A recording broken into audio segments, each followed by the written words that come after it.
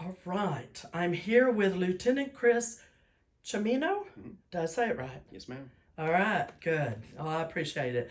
And I want you to know right up front, you're the first one I'm interviewing today. I'm going to ask each of you the exact same questions. And if your response, I feel like there really needs to be a follow up question or a little further clarification.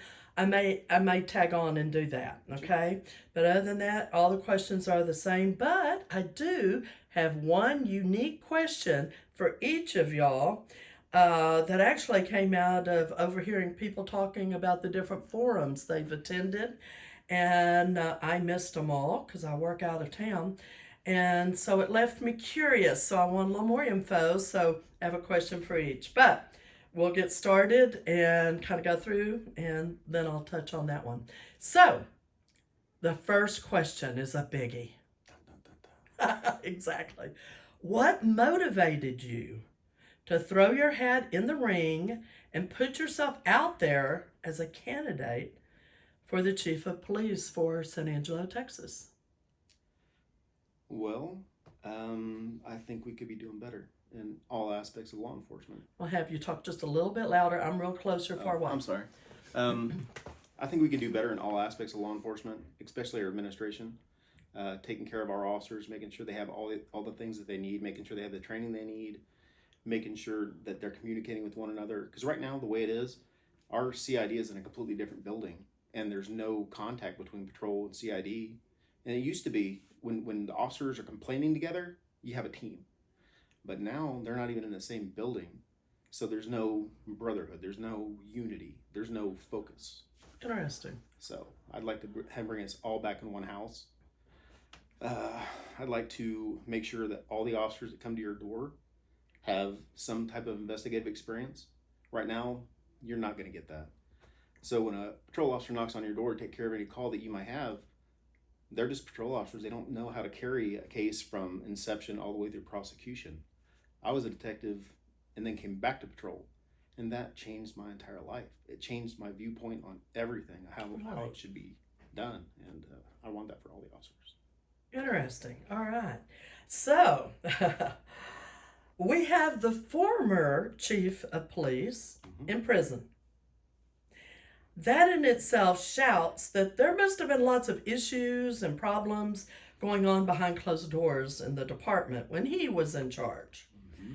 And talking with various officers, listening to things which have been said publicly during salary negotiations, it's obvious there are some morale issues and other staffing challenges. What are some of the key internal issues that are important to you to address and improve? The chain of command is a huge one, because right now, recently there was an opening for a sergeant's position in internal affairs and another one for evidence. Well, the sergeants got the email saying, hey, we got an opening, we want to fill it. Lieutenants had no clue. We only found out when our sergeant told us. Our administration didn't tell us anything. And it's not just that. I mean, it's time and time again that there's... So it skipped the order. Yeah, when a chain's broken, it's not a chain anymore. It's a piece of metal. Yeah. And that's what we have right now. There's no actual chain of command up and down, because it has to go up and down. If it doesn't, there's no flow. Steps get missed. People are out of the loop. The left hand doesn't know what the right hand's doing. There's a problem there. And you see this Daily. Okay. All right. Wow. San Angelo is not an island or a desert. Sadly, it is directly impacted by many state and national issues. One in particular that isn't really being addressed openly yet in our community is the crime challenges that are happening due to the illegal aliens who have plowed through our open border just south of us. Traveling the state with my work, I see the horrors, hear the chatter of citizens, and visibly witness the apparent illegals wandering around on the streets, walking the highways, sleeping in doorways, and trashing our once beautiful state.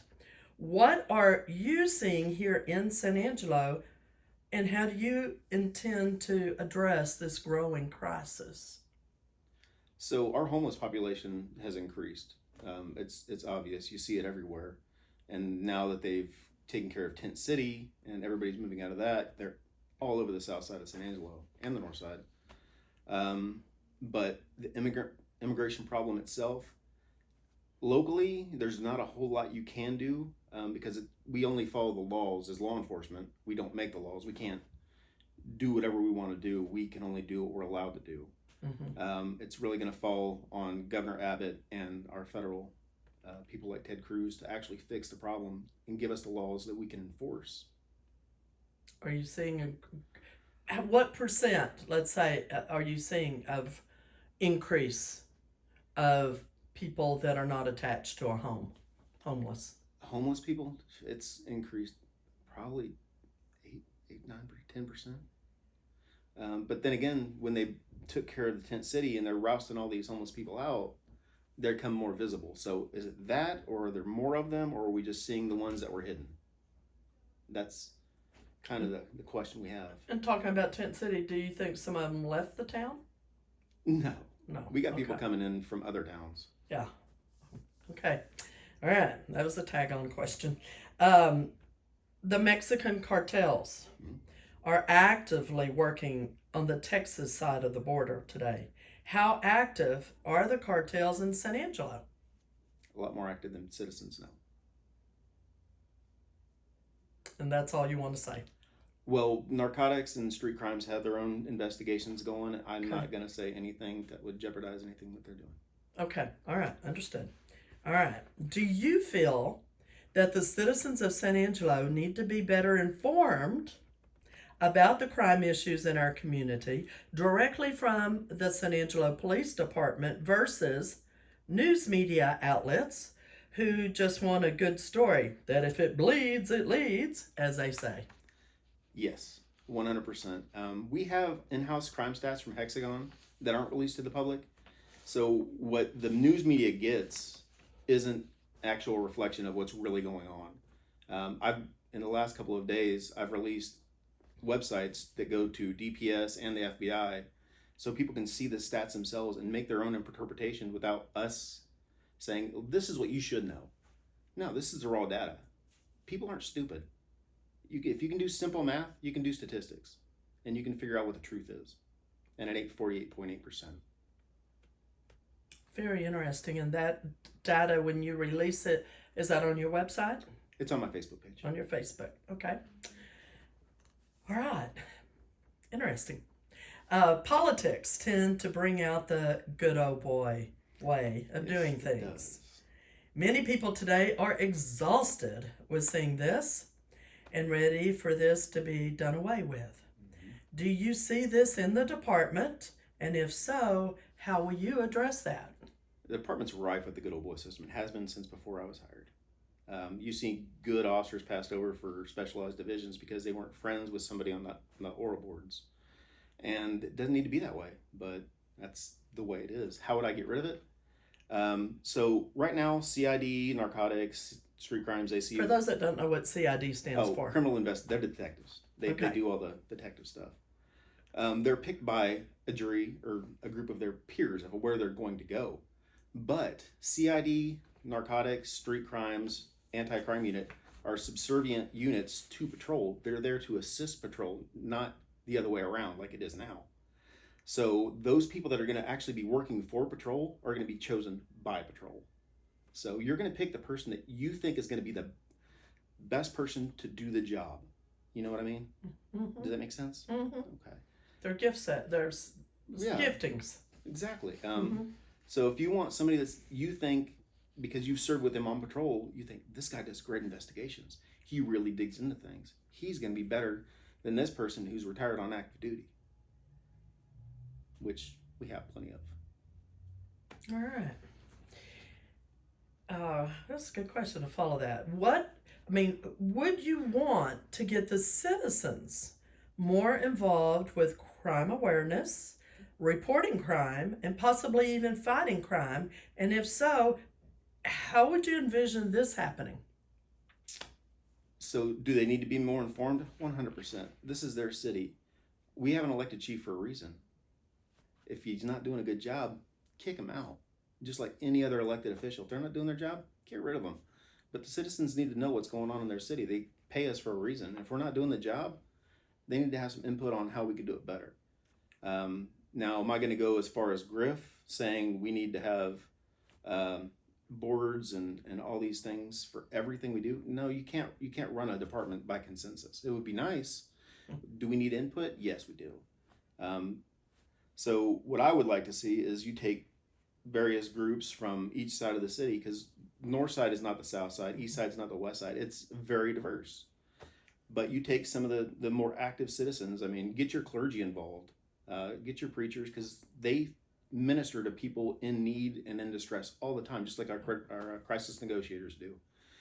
Get those people together, have them talk, and take their advice. It's like, okay, well, you're saying this, you're seeing this on your side of town, you're dealing with this on your side of town, and take that and actually do something with it. Can you envision that in a particular way?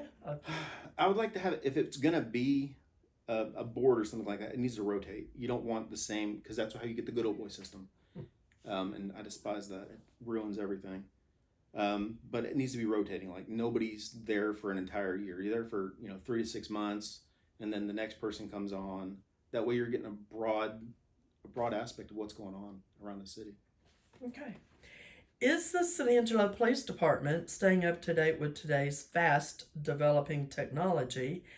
If not, is this an issue that needs to be addressed, and how would you do it? For the most part, I think we're doing a pretty good job. We got a drone team, and there's some other things that we should be looking at. But some of it I don't really like, because I think it crosses that threshold of invasion into people's privacy as they're driving down the road. And I'm not down with that. You need to be secure. You need to know that Big Brother's not watching you. So yeah, there is that fine line. There's a fine line there. So for public safety, I like some of it, but for personal, no, I don't like that. Okay. Gangs, violence, copycat crimes that we're seeing on social media. How much of this type of thing do we have going on here in San Angelo? A lot. We get a lot of swatting calls, a lot more than people think. And then the bomb threats and scares and stuff that go out on social media circle back. And there's a central high school in like every major metropolitan area. So people will see there's a bomb threat in Central High School. Well, it's in Arkansas. But they circulate it here, and it gets everybody riled up. So we see quite a bit of it. Okay, the violence that we're seeing on TV today that's happening around our country is beyond anything we would have dreamed of 30, 40, 50 years ago. What are the key crime issues we're dealing with locally?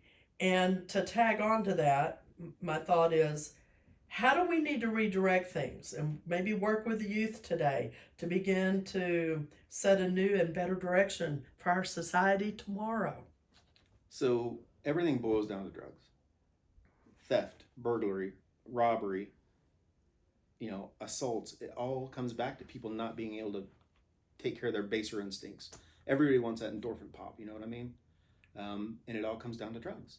So when I was in school, they had the DARE program. Was it effective? No. Nobody went, and if you did, you laughed at it. And I wasn't even a bad kid. I was on the swim team. Not a nerd, not a jock, just trying to get through high school. But should there be a program? I think we need to get the community more involved in taking care of the youth, because it takes a village to raise, a child. So I would like to see that, but it can't be just the police department. It's got to be citywide. Okay, I got to follow up because you said drugs. How much fentanyl are we having come into our community? I don't have an actual number at all on that. Are we seeing more of it than we did a couple of years ago? Yes. Is it in pill form? Sometimes it is. Sometimes it's in powder form. Ooh. So, yeah. It's here. It's not as big as you're going to find in the Metroplex or Dallas or, Houston, but it is in San Angelo. Are we still that flow from Del Rio coming straight on up to... One of them. That's one of the routes. All right, that lovely highway that's going to be coming up ain't going to help us The either. strange thing for us is it doesn't come directly from Del Rio. It goes over to Dallas, Fort Worth, or Austin, then it comes back to us. Serious. Now that's Yeah. the first I've heard of that. So interesting. Yeah, we did some interesting things when I was in narcotics. So we went to work with some federal agencies and some buy busts. That's the route. It went to the Metroplex and then came back. Interesting. Okay. All right. Changing the guard is always a challenging situation. Do you plan to keep any of the current assistant chiefs in place, and if so, who and why? What do you think that person would bring to the table that you feel is critical for your administration, or do you feel a clean slate is better? Clean slate. Nothing against the people that are in there now. They've had their time, and they have their vision of what the PD should be under their charge. That's not my vision. So, Okay. no, I would not be keeping any of them. So, not keeping them as an assistant chief, but would they be given a respectable positions to move into? Well, if they I know most of them usually retire, don't they? I've never known one to stay except for Robert Martinez, but he stayed on as an assistant chief for a little bit. Yeah.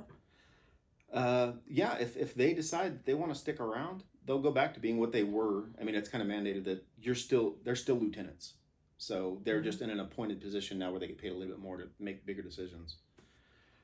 They'd go back to being a lieutenant if they decide to stay, which I would seriously doubt. Yeah. Okay.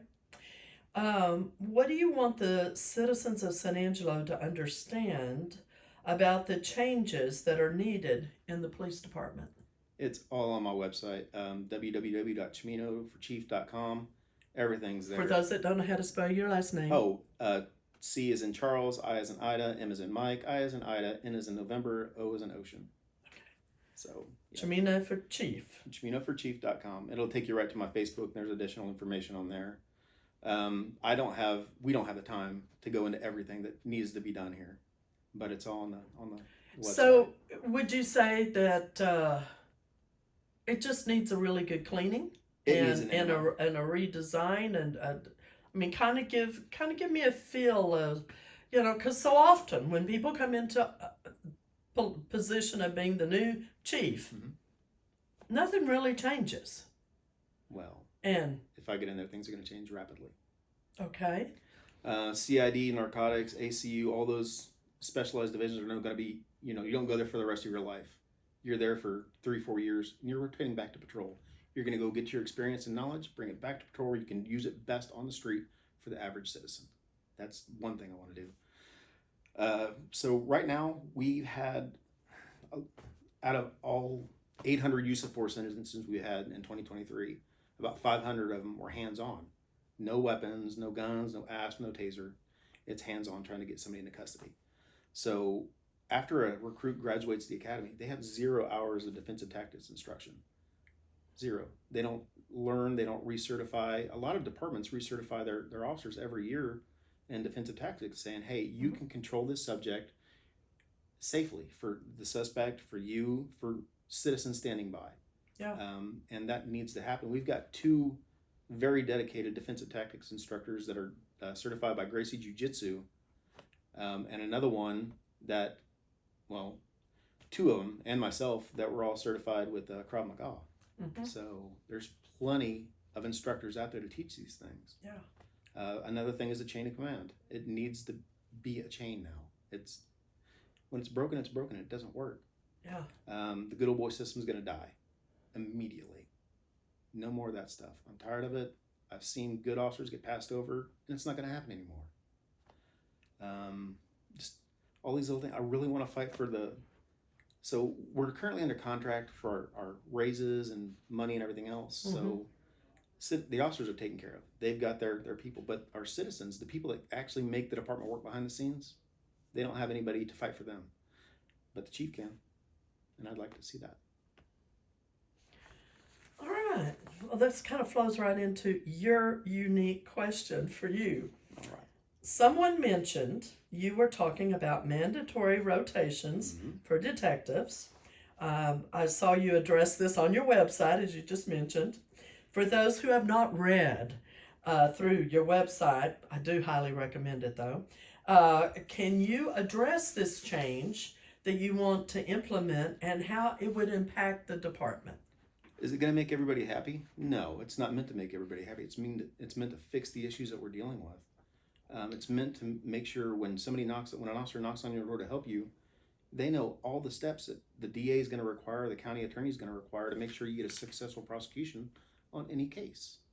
Are the detectives up there that want to stay up there for the rest of their lives going to be happy about it? No, but sorry about you. I mean, that's just the way it is. It's not about us as individuals. It's about what we do as a department for their citizens. Because if we're not working for our citizens, what are we doing? You know, we're wasting our time, we're spinning our wheels, and we're wasting your money.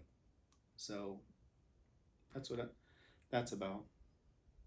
You brought to mind a question, and now I need to try to remember to ask the other officers too, because I think it's a good one. When I was president of the Citizens Police Academy and I did my little ride along, I'll never forget that night. Was going to do it just for a couple hours, and we stayed till 3 in the morning. Those are the best hours. Oh man, took a couple. Me and my officer, a couple of them went to jail that night. But the thing I had always heard, I witnessed that night, and that is that so often before you have time to get the report written up, they're out. So it just I remember years ago how aggravated I was in the realization that there's a breakdown somewhere. What do we need to address? There's something broken there. It's